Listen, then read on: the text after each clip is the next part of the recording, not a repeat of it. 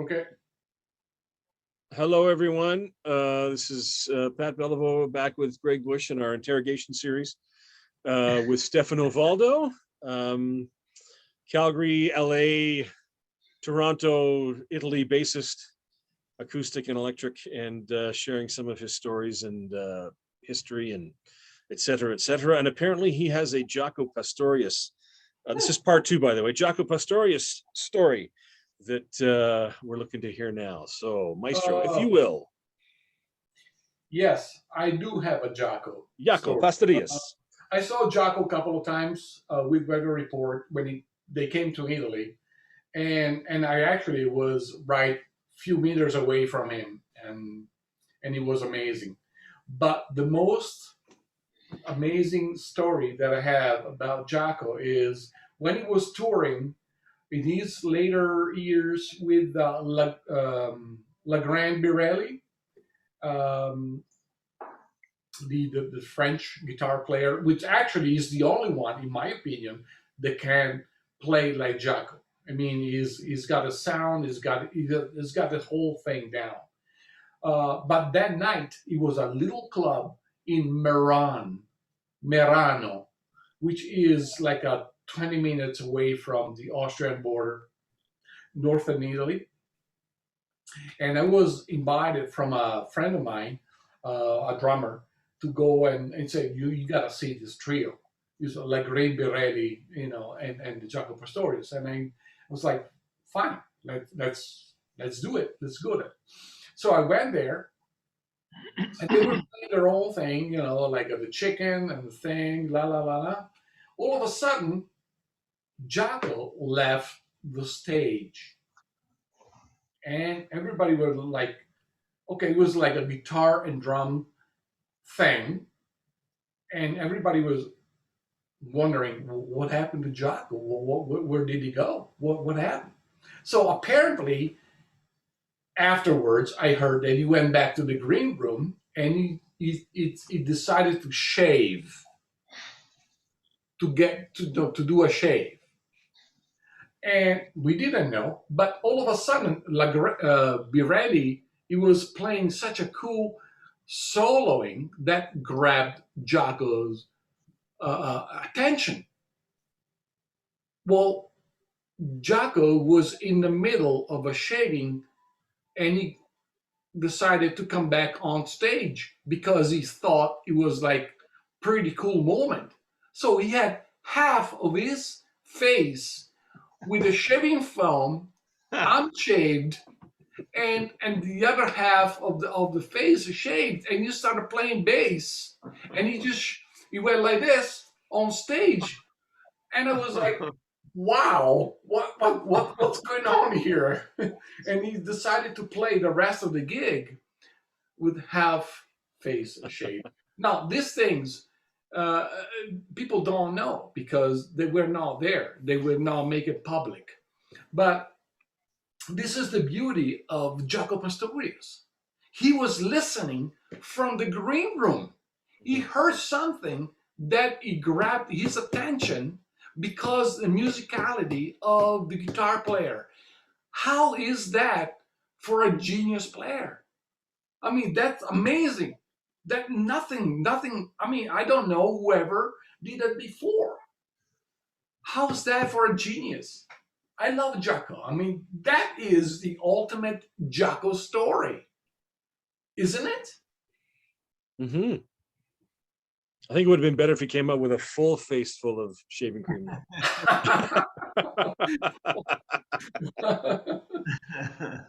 I mean, Jaco was just like amazing. It was like way beyond. And I was listening to Golden Roads today, which is a recording, a 29 minutes recording in 1986, which completely the people don't know about it, but it's got so much musicality into it. The guy, I mean, if you're a genius like that, obviously, you just it's easy to get,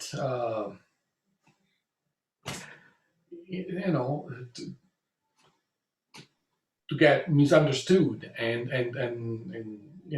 getting into some sort of uh, depression kind of guy because you're way ahead. Hmm. Nobody can relate to you because you were 200 miles ahead and you feel like lost because, wow, you know, you're not ordinary. You're unbelievable. Hmm. You know, he was actually going way so much ahead. That's a great story, man. Hmm. Yeah, I feel so average. I feel so useless compared to it. Don't make those comparisons. I've done that far too much over the years too. Yeah, we all do. Well, You you know, aspire to that level, knowing that chances are you're probably never going to actually reach it, but at least you can shoot for it anyway. yes, Yeah. but the I think the heart of arts is understanding who you are. You Hmm. can push your um, you can push your limits to a point, but eventually you have to realize, okay, look, I can't be.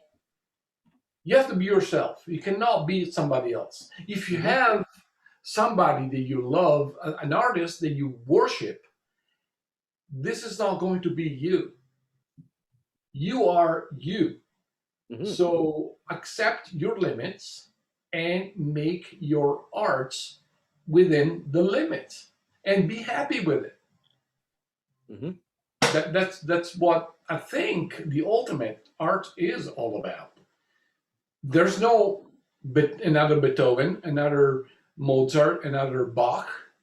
I mean, you just have to accept that. I think if you are comparing yourself to all these other heavies all the time while you're trying to do this, you're probably not going to get very far because you're not going to want to do it because it's a level that's really, really difficult to reach. So It's a everybody, level, it's unreachable yeah. because they are them and you are you. I mean, why would you compare to yourself? I mean, yourself to them. Well, and you're not going to do what they do better than they do it. So why would you do that? That's a long and winding road. It's a death wish. Mm. Just let them be. Hmm. Like Paul McCartney said, just let it be. That's But don't boom. There you go. Thank you. Thank you. Thank I love you. that. I love that. Yeah, yeah. That's it. That's it. And you know what? It's funny because you get to that point only when you are getting to a certain age. You realize, okay, I've done this and this and this and this and this, and I realize that other people this, and you just go, okay, fine. It just like Bobby Shue said, don't worry about it. It's just music, just and it is just music. That is the essence of an answer. It is just music. Mhm. The most ethereal form of arts. The Greek, they stated 4,000 years ago. So why are we fighting it? You want a gig? Take it. Don't blame about it. Don't complain about it. Just take the gig. Only if you believe that the gig is worth it for you. If you are enjoying that or whatever, okay, I'm going to stop right now. Well, and speaking of that, one of the things I wanted to ask you was, what were some of the first things that you did when you moved here from Toronto? Who did you meet? How did you break in? What methods did you do to start networking with people and getting involved in the scene and et cetera, et cetera? Okay. When I moved to Toronto in 2006, 2003, um, because Davide and other players like the Occupintis, uh, I had the opportunities to start and working in their circle. So I was very privileged to get work. They could allow me to pay the bills. Um, Back then, I was still young enough to accept that in terms of, sure, I can, a working musician, educated musician, I can handle, any kind of acoustic, electric styles and stuff. Um, then I moved here, and somebody from here, I'm not mentioning the name for respect, but he said, when I moved here, it was like a stealing candies from the kids. And when I moved to Calgary, yes, it felt like stealing candies from the kids. Then things changed, and and then the pandemic gave me the time to start thinking, uh, what do I really want to do with my experience, with my talent, with my for whatever talent it is. Um, and right now I'm actually at the point that I want to play music with the people that I love to play music with, you too, and I just don't feel like going playing clubs anymore. I mean, I'm not playing that game anymore, which is probably a lot of people at my age thinking, because it's for younger people, but people that they would love to go out there and expose themselves and just play for fun. Which music is supposed to be fun. So go out there and play for fun. The older cats, they play for a reason. Okay, so there's fun and reason. What is music mean? What does music mean to you? Is it just fun, or is a reason? It's a motivation. Is something that you think it makes your day. It makes you know. Right now, I'm not for the top 40 band anymore. Are you guys? Say that No. again. You're not what? The top 40 kind of thing? Although Pat has inspired me with his smooth jazz tunes or whatever. But you know what? Pat is writing great music. That's a thing. If you want to go for smooth jazz, I will record for Pat forever. Well, you're on Because all my last sessions anyway. I've been inspired. I'm going to sit down one of these very soon because I'm inspired. I'm like, I'm going to freaking try and do this. And Pat's inspired me with his tracks, and yeah, the bass player on those tracks is killing it too. So Who's the bass player? I wonder.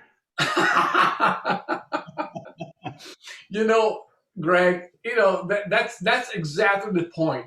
You get to a session like Pat, and you play bass for those tracks, and you feel the tracks, and you do play the music. You don't play yourself. You play the music. Okay, that's how it works.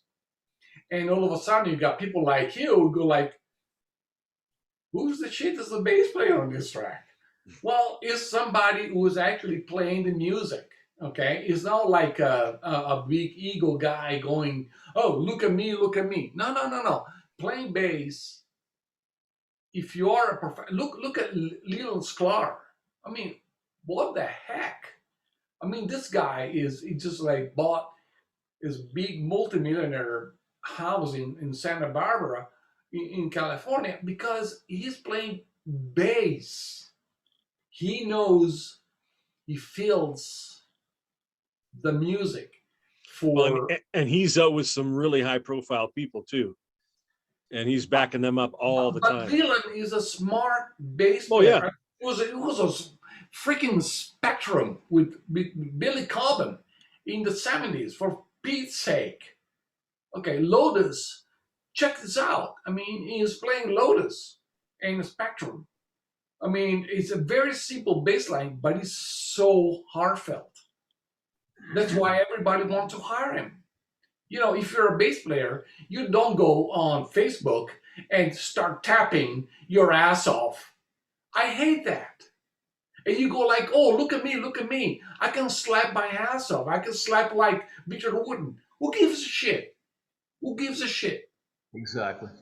You know, just go on the recording session, play the music, and be a session player where everybody feels comfortable with you playing bass and calling you, hey, I want Stefano or I want whatever, because they play the music for me. Is that simple? Is that Yes. simple? You know, if I practice 4 5 hours a day for 30 days, I can put my shit on internet and make it look like, oh, look at me. And they go like, okay, uh, is that gonna get me a gig? No, because they don't want people see bass players doing that. I mean, that is a category of bass players that they want to show off and do that. Fine, great. You're a great technician. You know, you're just like an accountant. Go get a degree in accounting and boom, done. But that is not bass playing. Bass playing is a guy who goes to a jam session for a blues jam session and is on stage for 4 hours, play for everybody, go like do do do do do do do do do do do do do with the right feel, and everybody love him. That is a bass player. It's like no, it's not that. Sorry, I have to say it. No, I'm with you, and you know, Bobby Shoe's name keeps coming up, and I share this with the students at school. I got the meme or the email or whatever, and Bobby says there's two reasons to play music: to impress people or to move people. You choose. I want to move people. Totally. And that's exactly what he told me in the last lesson I took from him, as a matter of fact. Yeah. Why would you He told me that impress same thing. people? Impressing people is a temporary. Moving people is forever. Absolutely. That is the difference. And impressing people is, you know, if I want to impress people, that's for me. If I want to move people, it's for them. Exactly. Exactly. That's And exactly the point. then the other thing is, and I'll track it down. I'll send it to you guys because I took a picture of it. He sent it to me. It's a little poster, and it says the person. I'm paraphrasing. I won't remember exactly what it is, but you'll get the gist of it. The pursuit of perfection is not the pursuit you want, and he mentions the word neurosis. It leads to neurosis, whereas the pursuit of excellence is healthy, and I think it says desirable. I'll try Exactly. and send it to you. You know, so um, some of the stuff that you said before reminded me of that. Oh yeah, yeah, yeah. In terms of, you know, listening to Jocko or listening to people on our instrument. I remember the first time I discovered Wynton Marsalis, who's 6 years younger than me. I'm like, fuck am I, pardon me, what the heck am I supposed to do? What am I gonna do? At my age, I still can't play like Wynton can when he did when he was on. See, but that's the That's point. not the That point. is the point. Why would you sound like Whitton? You don't have to. You're No. Greg. And you know what? If you're Greg and you're completely honest about yourself, Winton will say, hey, Greg, I like that. Yeah. It's hard to remember, but it's good to remember. And it's yeah, it's the pursuit of excellence, and you guys have probably heard this too. Sometimes it's compared to golf, personal best. You know, golfers. I hear golfers say, yeah, I'm in competition with myself. Not that it should be a competition, but you know what I mean. And playing music is like, okay, well, we aspire to be the best we can be, the pursuit of excellence. If me as a trumpet player doesn't achieve the level of expertise as Winton, that's fine. Yeah, I just read Chet Baker's biography, and he was said, and one of his quotes was, and I've seen this before. Chet Baker said, "If I could play like Winton, I wouldn't play like Winton." Why would you? Exactly. You know, that's exactly the Why point. would I? I remember when I was 25 or 24 years old, and I went to this great Italian bass player, and I was taking a lesson from him, and I said, I want to learn to play Donnelly like Jaco. And he said, why? He already done it. Do something else on your own way, because why would you play like Jaco? Jaco is Jaco, you is you. And I was like, oh, wow, yes, that's it. Why would I be somebody else? Why I can be myself and be proud of it? But you have to be very, very, very uh, uh, honest with yourself, because Yep. if you take that kind of standard as the standard and you cannot match the standard, you have to be able to say, okay, look, I'm not you, I'm not him, I'm not her. So I'm myself. You have to go for it. You just have to accept that, and that's the best way to be happy, because Uh, you cannot be somebody else. Yeah. People just believe in like amazing musicians, and they want to be like them. You're not.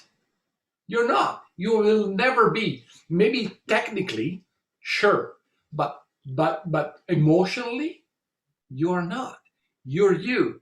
So get off the technical suit and be yourself and accept yourself. Hey, you're not as good as them. It's not the issue. You're different. So accept yourself being different. People don't accept that. Mhm. People are still finding that feeling. I had heard too, this is something that Michael Brecker used to say at master classes too. He'd say, don't play like me. Don't try to be a clone of me. He said, that's not what this is all about. He said, you need to go out and have your own musical experience and not tie it to what I've done, because my experience is what it is. Yours is going to be different.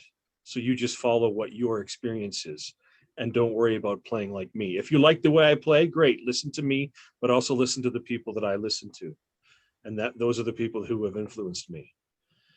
He said, but don't try to be my clone. Just don't. That's not what this is about. You have to find your own voice. That's exactly the point. I mean, we are overwhelmed about players playing 3,000 notes a minute. Okay, that is what makes the standard. No, that's not the standard. That is not the standard. The standard is play the note you feel. If you feel it right, it's going to deliver it right. See, humble. You have to be humble and be courageous in terms of playing one note at a time as a bass player. I'm not talking about you guys, but as a bass player, just play few notes. Be humble and proud of those notes. Make those notes matter. Okay, it's about tone, it's about delivering, and it doesn't really have to be 3,000 notes a minute. Why does it have to be 3,000 notes a minute to make you a good musician, to make you the professional musician? Yes, you can. You both. You can play 3 million notes a minute. But is that really the quest? Is that really what you want to deliver? Is that really what you are? And who, honestly, from a bass player perspective, look at the soundtrack for movies. What does make you feel moving? It's all the bass range. The bass range we travels and takes you to wherever you want to go. I mean, that's a cake. You guys are the cake and the icing. I know you guys are because you got a talent and you have. But what I mean is, why don't we just get to a point and be a little humble about this? As one of my exes said, my ex significant others said about the whole all technique and no feel. It's like all that Kool-Aid and still no flavor. Quote, end quote. Yeah. No, and regarding that stuff too, and you mentioned you were just talking and you said sound, and I tell the students, say nobody has ever. And Pat's probably heard me say this. No one has ever come up to me after the set and said, "Oh man, that solo that you played, where you hit that sharp nine, and then you went to the flat nine, and then I thought sure you were going to go to the fifth, but you faked me out and went to the flat 13. Then I thought I was going to hear the fifth, but you played the sharp 11, and I still thought the fifth was coming, but you didn't. You went to the third, and then you went up to the fifth, and then you resolved it." I was like, nobody has ever come up to me in the 50 years I've been doing this. But the number of If times, but if the number, any would come up to you to say that, you would think you're a weirdo. totally. But the number of people that have come up to me over the years and say, "Wow, man, you have a really nice tone on your trumpet." Yes, I you tell do. You do. You have a great tone, man. the Especially with that Harmon muff. the first thing you need to have is a good tone, a good sound, because that's what the people react to first and foremost. Don't give a shit what you're playing. They don't understand that stuff. But if the sound is pleasing, you guys know this.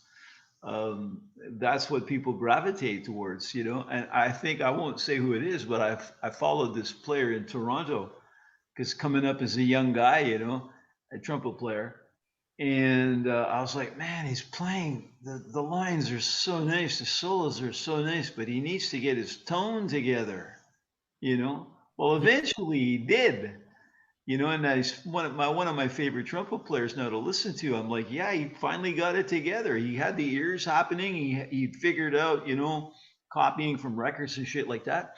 But somebody had to sit him down and say, okay, this is how you get a good sound on the trumpet. This is how you articulate. Once he got that shit together and played with a beautiful sound, and then the stuff that he plays, I'm like, holy cow! I want to like collect everything this guy's ever recorded. And I had the good fortune of meeting him once in person. He's a super nice guy. So Well, again, that's the first thing that people are attracted to is your sound, your tone. It's your case, sound. case in point about Toronto trumpet players and sound and stuff. I remember the first time that I heard Guido Basso's flugel sound. I just went, hello. If I was to ever play the flugelhorn, that's what I would want to sound like. That's my model of sound. Is Guido Basso, and a Yeah. little bit on the flugel, and a little bit of Art Farmer. Yeah. But yeah, same thing. I listen to Guido's sound. I'm like, this speaks to me. It reaches me. Yeah. Yeah. We're at 9.5 minutes until this one poops out on us, just so you know. Check the time. Don't want to do too long. It's a good session. It's a good session. We talk about a lot of things. We touch about important issues and stories about personal experiences. So We all have our stories. We could all write books, I'm sure. Oh, yeah, absolutely. That's why I think it's cool that Pat's doing these things, and people are getting to tell their stories and they're being recorded. So, Mhm.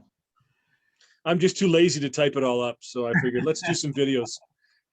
Okay. So is this going to be just YouTube steady? You can Google it anytime, or Yeah, well, it'll be up tonight, probably within a half hour of when we're done. okay. And I'll send links out. I'll put it on my social media and stuff, and it'll Well, be on my YouTube channel, and your names will all be tied to it too. So I'm going to encourage some of my students to watch this, and in particular, I'm going to say it here, he'll know who he is if and when he watches it. I'm going to ask him to watch it. He's a bass player. Well, Lots of words of wisdom, and he needs to hear this. I'm going to encourage him to watch this. yes, and then again, thank you guys for having me. I have been really happy to share my word of wisdom for whatever it's worth, and my experiences from a little town in Italy to Los Angeles and Toronto and Calgary. I've been all over the place, and you know what? Yeah, sure. Uh, wow, thank you, because it's to be featured in something like this. It's for me, it's a privilege. It's really, I don't know. It's hard to explain what people from my hometown actually has the privilege to do this. So thank you very much. Thank you, Pat. Thank you, yeah, Greg, you're for welcome. having me. Oh, that's, yeah, Um, my pleasure. I'm just, it's funny because I told you, Pat, several times, I think myself I am an average player. And you said, like, no, you're not. Well, um, I don't know. I'm a session player. I love studio gigs. I'm just record stuff for people. I'm not anything special, and I love my job. I love to get into the studio and get calls from people to be their bass players. It's Well, I'll that tell you what, having said that, I'm going to tell the people that are watching this right now that while you're on my channel, there are 3 songs that I have posted to YouTube on my channel here somewhere. One called the CB Shuffle, one is called Roscoe's Big Mama Special, and one is called Lakeview Drive. And Stefano plays bass on all of those. So you go over there and listen and see what you think about the groove that's being laid down there, and let them hear it for themselves. that's exactly my point. Thank you, Pat, because And those are all on to YouTube. They're me, on this channel. to me is work. To me is professionalism and respect for the people who hire me, and I give 200% when I'm on the studio. And I love your music. I just love you. So Thank you, for man. me, it's just like, wow. Pat called me for the studio gigs. I was like, you kidding me? I'm there an hour before because I want to get my shit together. Serve the music, man, and so many people don't do that, and the people that do, those are the ones that I want to play with. Pat asked me to, well, when he first sent me, I've listened to all of them. I like them all, but the most recent one, um, Lakeview Drive, really kind of touched me a little bit. And I was like, before he asked me to do the 9-piece, I was like, I'm going to write a big band chart on this. Is that okay? And he's like, hell yeah. And Yeah, then you asked me to do the 9-piece chart. So I've been listening to it, and I'm like, I know who the bass player was. I was like, who the hell is this bass player? He's grooving the shit out of this thing. And my my experience playing with you, Stefano, is quite limited. But you were on acoustic bass, and I was like, holy cow, he plays this shit out of this music too. this guy can only play acoustic. He can play the electric. I, Wow. I think I sent you a text saying, "Holy cow, man, you sound great on Pat's tune," you know, because I must have But listened to. my heroes are from LA, right? I'm coming from that school. So Elise Clark, and all those guys. Brian Bromberg. Brian, oh my God, Brian Bromberg is my God. Are you kidding me? Lesis Klareski, all those guys. I mean, there's like studio guys from LA. I mean, Rick Fiorabracci, for fuck's sake, is such a great player.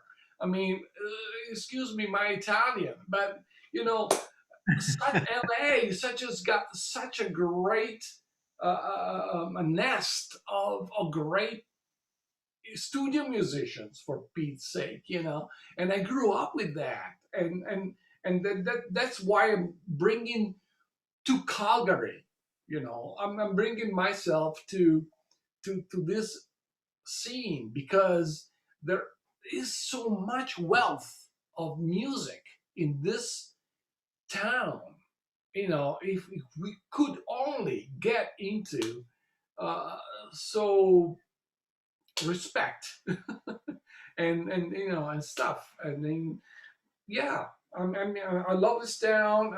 I love to live in Canada. I mean, thank you guys for having me as a citizen, because it's such there is such a great potential. Okay, so it's up to us to to make it. Okay, it's such a great players in Canada. I mean, it's unbelievable. I mean, this country is unbelievable. I mean, it's so underrated.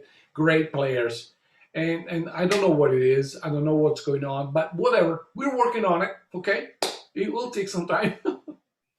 There will be no wine before it's time. Okay, all right. When I moved back to Canada from Texas, I was like, no one will ever hear me complain about paying tax in Canada. And Hey, Greg, my wife said the same. Okay, I said, don't go to Canada. It's a dead zone. No, I said, no, it's not a dead zone. It's a growing zone. yeah, And growing, that's a good way of putting I it. still believe it's a growing zone. Well, I I can't love remember exactly the first gig that we did, Stefano, but Pat told me you're gonna dig the bass player, and while we're doing the gig, I was like, where the hell did this guy come from? it's coming from LA. And that's completely complimentary because the way you play the bass, yeah, it speaks to me, because it's especially playing jazz and playing my music, I was like, my gosh, he's playing my music the way I heard my music. Not to say that other people haven't, but in particular, because you play as a participant rather than as an accompanist. Although within your participation, the accompaniment is wonderful. And on one of my fondest gigs, and at soon to be, I'm not going to say this because I don't want the students at VIU think they're schmoozing me, but they're like, so what are you, like mid-50s?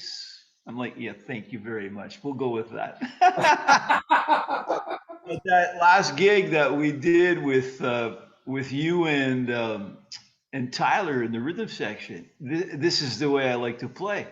I'm like, every soloist was a different groove.